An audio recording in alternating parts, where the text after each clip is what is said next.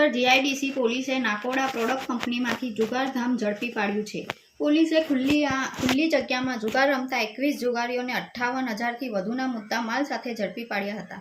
પોલીસને બાતમી મળી હતી કે અંકલેશ્વર જીઆઈડીસીમાં આવેલી બંધ પડેલી નાકોડા પ્રોડક્ટ કંપનીની ખુલ્લી જગ્યામાં મિથુન અર્જુન મંડલ અન્ય લોકોને બોલાવી જુગાર રમાડે છે।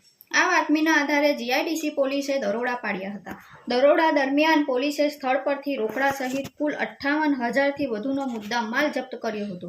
પોલીસે કંપનીના રૂમમાં રહેતા મુખ્ય સૂત્રધાર મિથુન અર્જુન મંડલ સહિત કુલ 21 જુગારીઓને ઝડપી પાડ્યા હતા। ઝડપાયેલા અન્ય જુગારીઓમાંથી વિકાસકુમાર રામજી મંડલ, અમનકુમાર બિપિન મંડલ, બાસુકી કુમાર કપિલદેવ મંડલ, રીતેશકુમાર પ્રકાશ મંડલ, રાજેશકુમાર ગોલ્ટી મંડલ, સુશીલ પ્રકાશ મંડલ અને સુનિલ લક્ષ્મણ મંડલનો સમાવેશ થાય છે।